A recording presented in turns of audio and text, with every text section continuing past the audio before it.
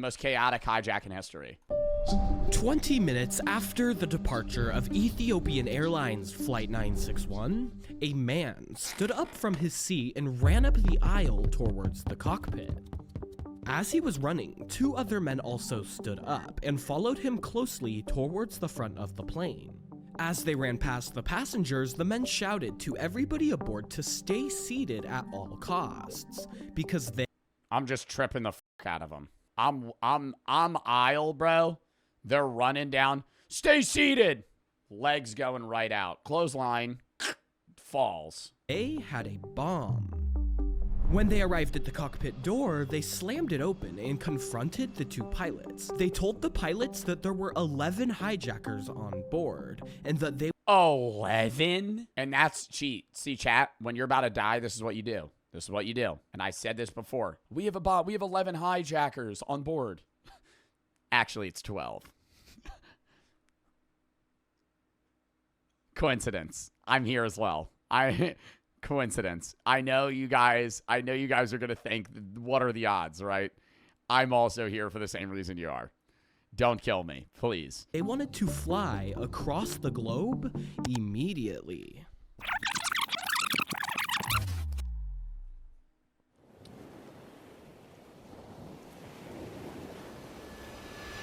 Almost immediately after the plane was hijacked, the captain of the aircraft, Mr. Abate, had a few things running through his mind. You see, Mr. Abate had flown well over 11,000 hours in his time as a pilot. Wow. How many hours do you need to fly to be a commercial airline pilot? 5,000 or some absurd number? How many hours do you need to fly to be a commercial airline pilot? Is it really 10K? To obtain a commercial certificate? No, I'm talking about like fly for like United Airlines. How many hours do you need to fly for United Airlines? 1,500 hours. Wow. And you need at least 1,000 of those to be a fixed wing turbine time. And in those 11,000 hours, he had extraordinary... For Spirit, it's 10 minutes. Yeah, you get on Frontier. It's actually my first time being on an airplane. Narrowly survived 2 other hijacked planes as a pilot. Now, the odds of getting hijacked 3 times is a ridiculous anomaly, and since Mr. Abate had dealt with hijacks in the past, he likely remembered some significant details about what was going on. However, there would be a bit of a problem this time, because no matter what Mr. Abate remembered, this hijack would be a bit different. Well, yeah, dude, there's 11 fucking hijackers. I thought it would be like 2. The plane was on a flying route from Ethiopia to Kenya, Africa, and it was a Boeing 767 with 175 passengers on board. Wow. It was supposed to be a short flight, but the 3 hijackers had different plans.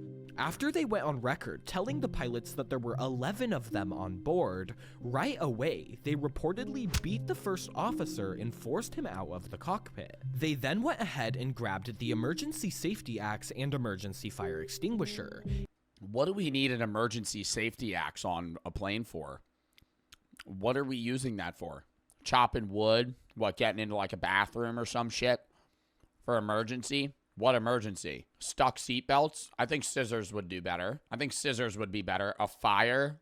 What is an axe doing for a fire? What is an axe doing for a fire? I'm not talking about the fire extinguisher, chat. No shit, you need that. Break the walls, and that's helping.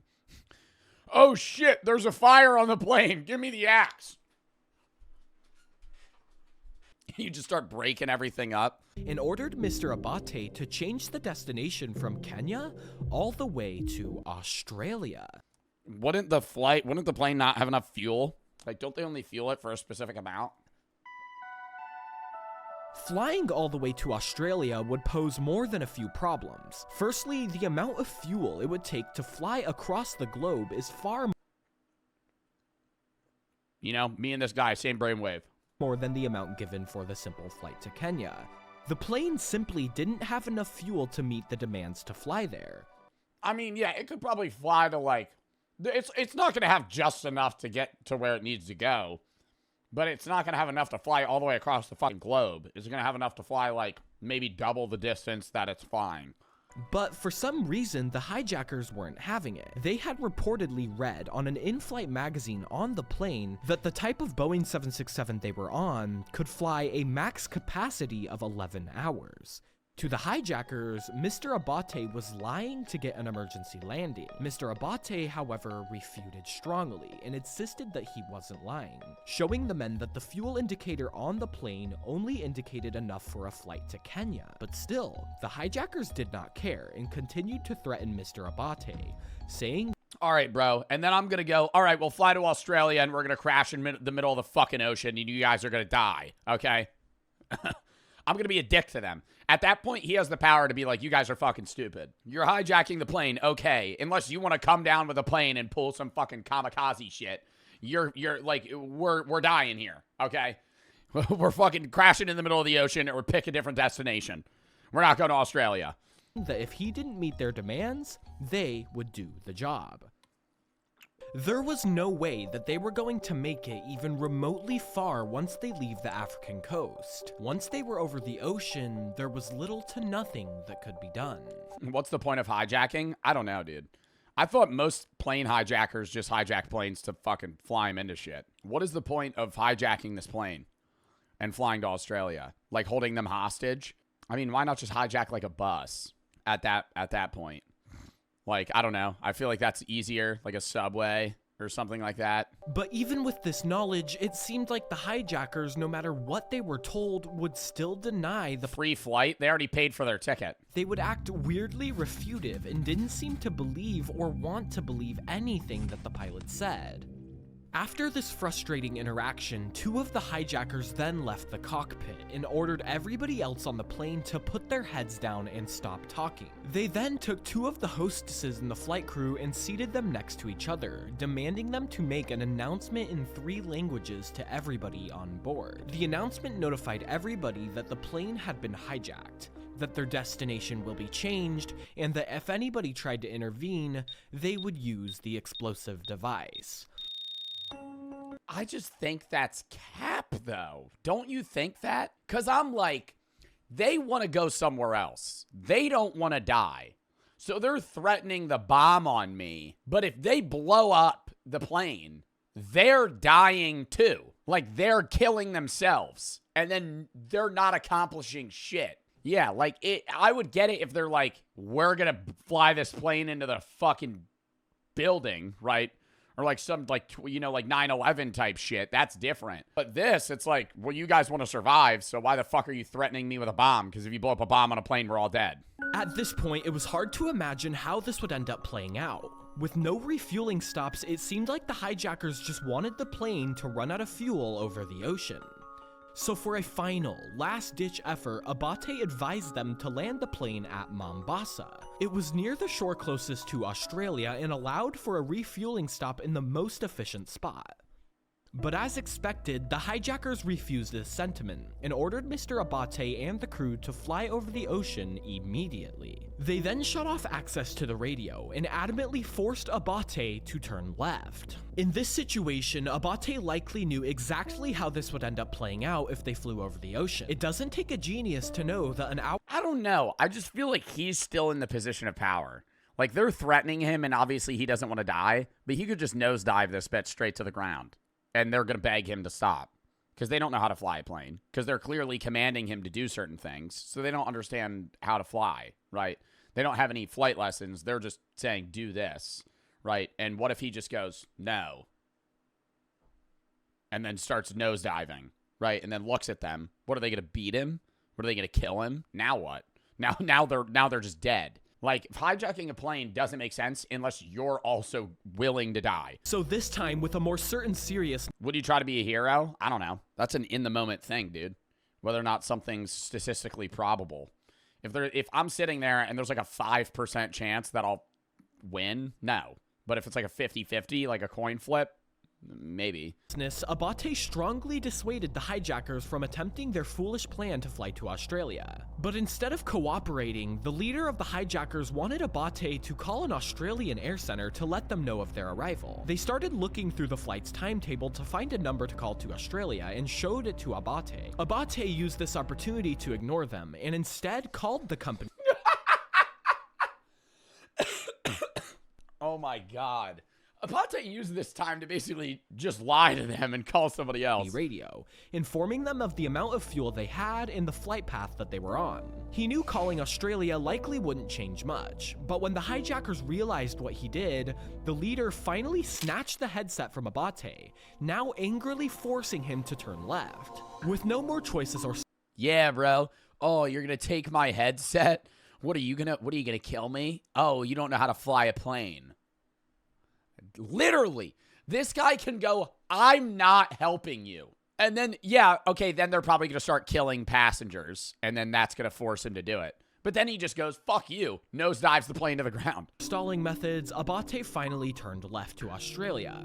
And shockingly, after realizing that they were finally on their way to Australia, the leader decided to relax. It wouldn't really work. I'm just, okay, yeah, no, I understand the pilot having to listen here. Because now I'm playing this through my head and say he does that, then they're just going to be like, all right, we're going to kill a passenger.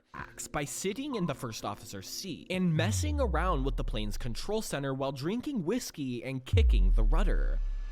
Abate, seriously concerned, adamantly continued to warn him of the lack of fuel that the plane had, but he was met with almost a complete lack of care. The hijacker could not understand the danger that they had put these people in. He continued to play with the plane's controls, fiddling them and pulling on the thrust lever at random.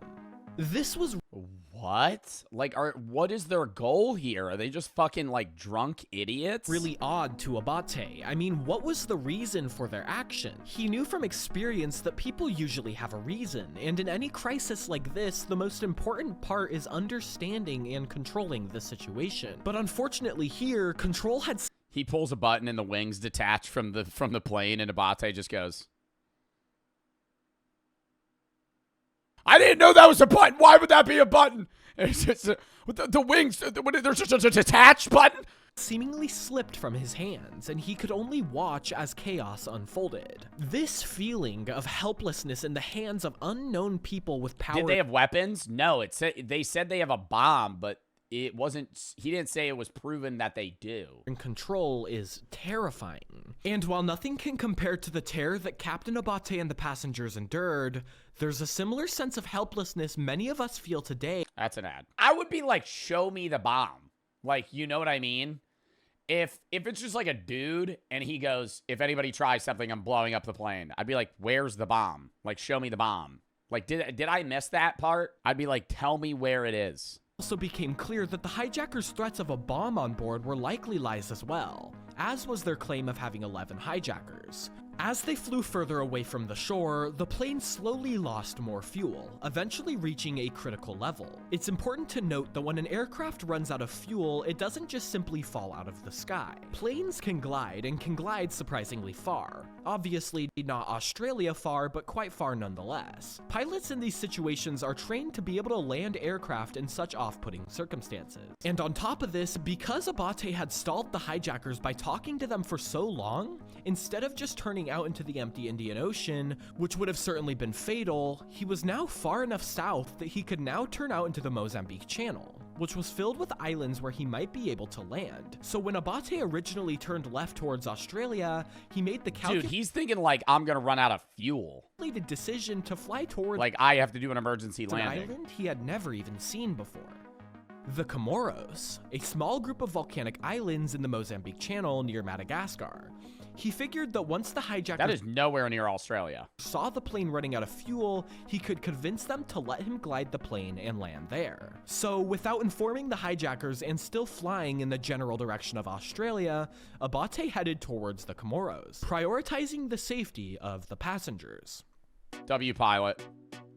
It was clear now that That is crazy that he's thinking that, like, strategically. Like, I'm gonna show them that we're running out of fuel. Abate had to take full control of the situation, as the hijackers who were intoxicated... I have an inkling that they're gonna run out of fuel, and these dumbass hijackers are gonna go, you're not out of fuel, you're lying.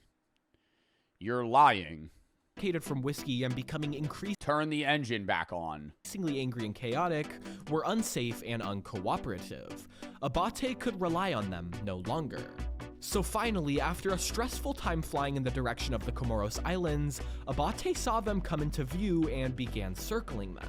The hijackers, who had previously told Abate not to descend below a certain height, demanded to know what he was doing. At the same time, the critical low fuel indicator appeared on the plane, and Abate, who had already started his plan, pleaded non-stop with the men to let him land the plane at the Comoros. Chaos had ensued and fuel was running out. The hijackers, still completely unconcerned, reiterated that they didn't want Abate to descend any further, threatening him in anger. At the same time of their threats, however, the right engine of the plane lost power. Abate, now trying everything in his power to convince the hijackers of the severity of the situation. If they still don't let this motherfucker land the plane, the right engine is done. We're out of fuel. There's no power. No, don't go any lower. What do you want me to fly to Australia on one fucking engine and a gallon of fuel? Showed the leader the critical indication of the plane's right engine, showing him that they were now in a seriously dangerous situation. Finally, the hijackers reacted to this. They left Oh my god, it took them that long? the cockpit and went to the cabin door to talk among themselves about what to do. But they still didn't seem to care much, and seemed to have a very odd, pessimistic view of the entire situation. As they were speaking, however, with no hijackers around to stop him, Abate realized he finally had an opportunity to ask for help. He used this one and only chance to send a message to everybody on board through the intercom. What? Ladies and gentlemen, this is your pilot. We have run out of fuel and we are losing one engine this time. We are expecting a crash landing, and that is all I have to say. We have already lost one engine, and I ask all passengers to react to the hijackers. The hijackers now— Oh shit, and turn the people against them? Yo, that's actually so smart. Get that? Because now the people are like, well, we're already gonna die anyway. Yo, that's so fucking smart. Because now the people are like, well, who gives a fuck if they have a bomb? Because we're gonna fucking die anyway. So let them land the plane, or I'm gonna fucking kill you. Because it's a die-die scenario, or they just fight him. So now, literally, the hijackers can't win. Now seriously annoyed, Well, they could win in the sense of killing people, but they are also going to die themselves. turned and knocked the microphone out of Abate's hands. Abate, more concerned about the plane, knew that the speed of the aircraft will drop significantly because of the right side's engine failure. So, Well, and also, aren't those big airlines not meant to glide? Like, rotor planes, like puddle jumpers, can fucking glide with no fuel, but are these able to do that? he began I feel like they just fall out of the fucking sky. to send the aircraft to maintain speed and control of it, hoping he could safely glide it down to the airport. But again, shockingly, the leaders of the hijackers reacted to this by violently messing and playing with the controls of the plane. The hijackers ended up disconnecting the autopilot, which sent the plane into an erratic change in speed, making the flight path become unpredictable. Dude, they're like fucking toddlers. They're not even acting like hijackers that have like a plan or a strategy. Now they're just like flipping buttons out of anger because they're mad they didn't get their way. And random. As Abate struggled to regain control of the aircraft, the left engine died. Now, with zero power controlling the plane's thrust, Abate Dude, they're just nosediving to the ground. had no choice but to descend against the hijackers' wishes. Abate was forced to glide over the Indian Ocean, right above the Comoros Islands. Now, with the hijackers' intense disapproval, he angrily shouted at Abate to not go any lower like he had said before. Abate— What do you want me to fucking do? I'd be freaking the fuck out. We don't have fuel. Both of the fucking engines are out. And you're flipping buttons like you're playing goddamn Connect 4 right now with your fucking friend, dude. You're just touching shit. pleaded that the fuel had already been exhausted and that the plane was completely out of power. But this time, the hijacker seemed more serious about his demand and ordered Mr. Abate to not descend further at all costs, threatening to seriously hurt him if he didn't listen. Abate, likely fed up with this guy at this point, responded to this threat saying, quote, "I am already dead because I'm flying an airplane into the fucking ground, dude. because I am flying an airplane without engine's power." The plane was descending rapidly and getting dangerously close to the water. Inside the cabin of the plane, however, the first officer, Giannis, who had previously been beaten and ejected from the cockpit, had inspected the aircraft. He found passengers who were already wearing their life jackets. Normally, this would be good and proactive. However, some of the passengers had already inflated their life jackets. Knowing that this could be potentially catastrophic, he adamantly instructed everybody on board to deflate their life jackets immediately, and only inflate them at the right moment to avoid drowning under the plane's weight once it crashed. He instructed as many people as he could, and also taught everyone the proper bracing position for impact. He knew that there was likely no hope for landing at this point. However, the language barrier of English— I don't know, man. Planes going down like that, I'm not even going to be thinking I'm living through that shit.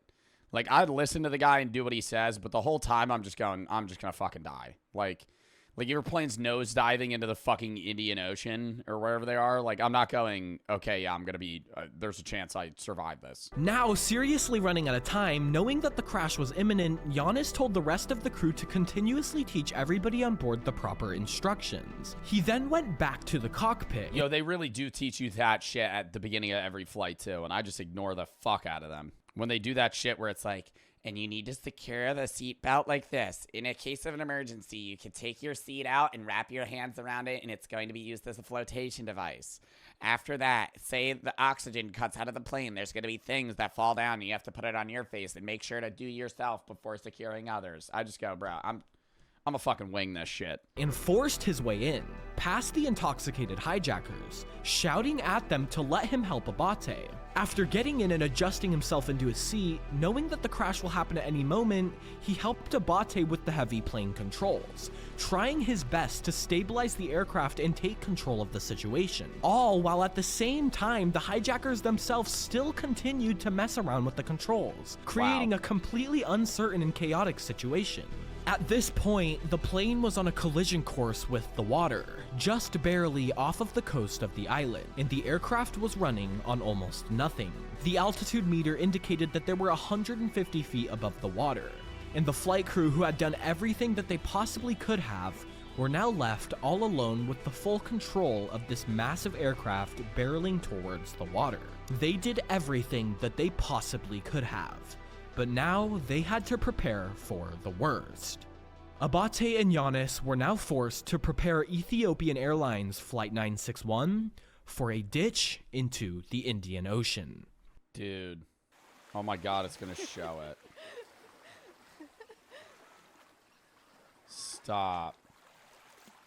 On the shore of an island, a tourist on vacation was enjoying the beachside views of the ocean, recording her good time on holiday. It was a beautiful afternoon. However, an oddly placed plane was getting uncomfortably close to the water. Thinking for some odd reason that this was some sort of a weird air show, the woman panned her camera, and what could be seen in the footage I'm about to show you was Flight 961 ditching into the ocean. Are we allowed to watch this? Am I allowed to watch this? Am I allowed to watch? Yeah. It's just showing an airplane landing in the water. I mean, he does a pretty fair landing, dude. Like, the plane crashes, yeah. I mean, I don't know. Like, would the barrel of the plane... attempt to line would the peril of the plane still be good here? The plane up with the surf didn't turn out as expected, as the tip of the left wing dug into the water, which sent the plane into a terrifying cartwheel. Due to the horrifying nature of the crash, numerous passengers were killed upon impact. Oh my god. And unfortunately, those that kept their life jackets inflated, purposefully or not, were horrifyingly pinned to the roof of the plane underwater. Wait, but because it filled with water? Is that why they weren't supposed to inflate them? Because they had to swim out of the hull of the ship first? Like, the doors would open, and then while water's flooding in, they weren't able to swim? The only people to survive after the impact were those who were thrown outside of the plane, or those who managed to swim through the debris underwater to the outside of the plane. Wow. For the people that were miraculously and somehow alive, a quick and fast response from the island proved to be very important. The plane was right next to the shore, and this tiny little island with little infrastructure had to take on the task of saving these people. They all rushed to the plane with small boats. And oh my god, it's like literal just random citizens, man. like random people that were just like fishing or some shit that are like, holy fuck. Transported people down dirt roads more than 16 kilometers to barely functioning hospitals. The nurses and emergency teams could barely handle the people and struggled to treat them. They did the absolute best that they could for how small of an island they were. They were very impoverished and had a small team, but they managed to save many, many lives. Hopefully all the hijackers died. I was going to say, yeah, but also, wouldn't you want to know why the fuck they did that? Like, what was even their plan to begin with? Like, they're talking about going to Australia. Why? Ultimately, however, over 100... Oh, my God. All these people died. Survived with no injury. Survived with serious or minor injuries. And then fatal injury. Where's the front? This is the front of the plane. That seems so random, doesn't it? Oh, my God, man. You know what's really bad is, like, obviously, if you're alone, it's different. But, like, you know when you fly with somebody? Like this. Like this. Like, say this is two people. Like, you and your fucking husband or wife or girlfriend or friend or mom or dad. And then you live and they die. Like, that's, like, survivor's guilt shit, too. That's so sad. 125 people were killed. I'm surprised 4 people survived with no injuries. Your plane crashes into the water, leaving 50 passengers alive. And all 3 hijackers who had forced Abate against his will to ditch into the ocean had died. Of the cabin crew, 7 of them had unfortunately perished. But 2 of the crew miraculously survived this crash. Both Giannis and Abate were alive. No way. The 2 men that undoubtedly were the reason that anybody survived at all were alive. Their actions in the man, but you know what sucks is they're gonna sit there and tell themselves that they could have done better, right? And that's what's so ass is like, because people died, they're gonna have that guilt of like, well, I could have made other, like living with the guilt literally. Even though they're the reason that anybody lived, they're gonna go, oh well, if I had done this better, then we all would have been okay. Bro, it's really just the hijackers, no motive given. Nothing, just you're gonna fly to Australia, and he's like, bro, we don't have the fuel for this. Without explanation. But they handled each situation and task with the utmost professionalism and heroism that they could muster. Abate himself was a Is that how they got the story? Because of him? Crucial piece. I was gonna say, how did they know this? His almost unbelievable bravery and professionalism was nothing short of absolutely incredible. He did everything he possibly could to find an outcome that saved as many lives as possible. I mean, yeah, man, in a situation like that, I would have just assumed that they would have ran out of fuel and all died. And for as tragic of a situation this is, he treated each passenger and moment with the most care that he possibly could. Abate was a perfect captain for this flight. Finally, after this flight in 1996, multiple changes in aviation rules... Oh, that was a long-ass time ago. Wait, this was before 9/11. Things like stricter fuel calculations... So was this before TSA as well? So it was like you would just go on an airplane. Better refueling procedures, and significant changes in airline security protocols changed the way the airplanes flew altogether. So, if anything at all, in the face of this horrifying tragedy... There was no bombs likely since no explosion after the crash. Well, I mean, you could just say the bomb didn't detonate. Those that had unfortunately perished had ultimately contributed to the overall safety of future airline expedition. We as people are now safer on planes because of the lessons learned from this disaster and those like. And for that, may all of those who have perished on Ethiopian Airlines Flight 961 rest peacefully. Bro, that is so sad, though. Like, genuinely. That was a W-ass video, though. I really enjoyed that. Ripping the chat to everybody that died on that flight, too, dude. I'm just surprised anybody survived at that point. All right. Chat, I got to go grab the alcohol and set up this table, so you're going to have to give me, like, a minute.